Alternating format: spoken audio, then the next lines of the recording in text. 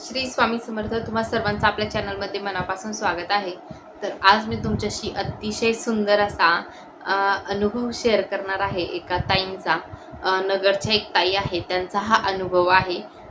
3 मिसकॅरेजनंतर ताईंना संतान प्राप्ती झालेली आहे. तीही फक्त आणि फक्त एका बाळकृष्णाच्या सेवेमुळे. मी भरपूर वेळा माझ्या व्हिडिओतून सांगितलं आहे की बाळकृष्णाची सेवा कशी करायची, तुम्ही एकादशीला किंवा इतर दिवशी बुधवारी वगैरे एका बाळकृष्णाची सेवा कशी करू शकता, हे मी भरपूर व्हिडिओ सांगितलेला आहे. तर आज एका ताईंची सहज मला मेल आला की त्यांना त्यांचा जो अनुभव होता तो शेअर करायचा होता. झालं असं होतं की ताईच्या लग्नाला 18 वर्ष कंप्लीट झाले होते. हो, 18 वर्ष म्हणजे खूप मोठा गॅप आहे हा. मी समजू शकते त्या बिचारी ताईवरती काय बितली असेल. म्हणजे 18 वर्ष तिने ह्या गोष्टी सहन केल्या. तर 18 वर्ष त्या ताईंना मुलबाळ नव्हतं. शिवाय तीन मिसकॅरेज होते, आय थिंक. हो, 3 मिसकॅरेज होते. तर 3 मिसकॅरेज झाल्यानंतर त्या बाईची अवस्था बघा. ताईंचं लग्न झालं आणि काही वर्षामध्येच ताईंना बाळ राहिलं. पण झालं असं होतं की ते त्यांना नको होतं, म्हणून त्यांनी स्वतःहून ते तिथे मिसकॅरेज करून टाकलं. तर ते झालं. आणि त्यानंतर एक वेळ अशी होते की आपल्याला बाळ हवं असतं, पण महाराजांना आपल्याला परीक्षा बघायची असते. जेव्हा देव देतो तेव्हा आपल्याला नको असतं, जेव्हा आपल्याला हवं असतं तेव्हा देव देत नाही. पण म्हणून जेव्हाही मी सगळ्यांना सांगेल, जेव्हा तुम्हाला देव देतोय ना, तर ते तुमच्या नशिबात येते. ते आनंदाने स्वीकारा, त्याला नकार देऊ नका की आपल्याला देव देतोय. अशा कित्येक बायका आहेत आज त्या बाळासाठी त्रस्त. तर तुम्हाला जर देव देतोय तर तुम्ही ह्या वाईट गोष्टी कृपया करू नका. कारण की एखाद्या जीवाला संपवणं, ज्या बाईला मूल नाही आहे तिला जाऊन विचारा तिच्यावरती काय बितते म्हणून. आणि आपल्याला देव देतोय तर आपण हे असं करणं खूप चुकीचं आहे.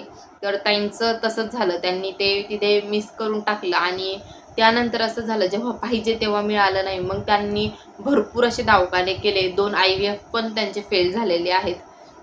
तर हे झालं आणि एक दिवस सहज त्यांनी बाळकृष्णाची सेवा त्यांना समजली आणि त्यांनी ती बाळकृष्णाची सेवा सुरू केली. बाळकृष्णाची सेवा काय होती की 16 वेळा श्रीसूक्त, पुरुष सूक्ताने बाळकृष्णाच्या मूर्तीवरती अभिषेक करून ते तीर्थ घ्यायचं होतं आणि संतान गोपाल मंत्र.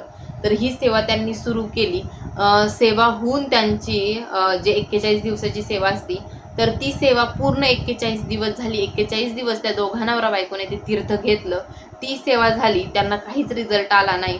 त्यानंतर परत त्यांनी तीच 41 दिवसाची सेवा सुरू केली. अशी ताईंकडून ती 41 दिवसाची 2 वेळा सेवा झाली आणि 2 वेळा सेवा झाल्याच्या नंतर ताईंना नॅचरली प्रेग्नन्सी कन्सीव्ह झाली. पण प्रेग्नन्सी कन्सीव्ह होते, पण टेन्शन हे होतं की हे पण मिसकॅरेज होऊन जाईल का. तर त्यासाठी त्यांनी तीच सेवा परत सुरू केली. पूर्ण 3 महिने त्यांनी कंप्लीट तेच तीर्थ पित होत्या. तर आज ताईंना छान अशी गोंडस मुलगी आहे. आणि मी तुम्हाला माझ्याकडे जर फोटो मी ताईंना मागेल, त्यांची परवानगी असेल तर मी नक्की तुमच्यासोबत फोटो शेअर करेलच. पण तुम्ही बघा ना, महाराजांची इच्छा किंवा स्वामींची इच्छा.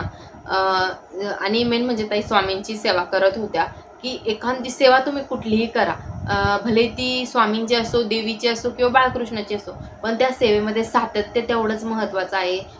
ती सेवा तेवढीच आपली अंतःकरणाने होणं महत्त्वाचं आहे. जेव्हा तुम्ही एखाद्या सेवेमध्ये अंतःकरण झुकवून देतात, एखादी इच्छा जी तुम्हाला पाहिजेच आहे, तुम्हाला कोणत्याही परिस्थितीत ते पाहिजेच, तेव्हा माणूस त्या गोष्टीसाठी काहीही करायला तयार होतो. आणि असंच या ताईंच्या बाबतीत झालं. त्या गोष्टीसाठी काहीही करायला तयार होत्या. म्हणून आज ताईंना छान अशी गोंडस मुलगी आहे. त्यांची सेवा जी आहे तीही स्वामींनी पूर्ण करून घेतली आणि त्यांची 18 वर्षानंतर इच्छा पूर्ण केली. तर तुम्ही सेवा करायला मागे पुढे हटू नका.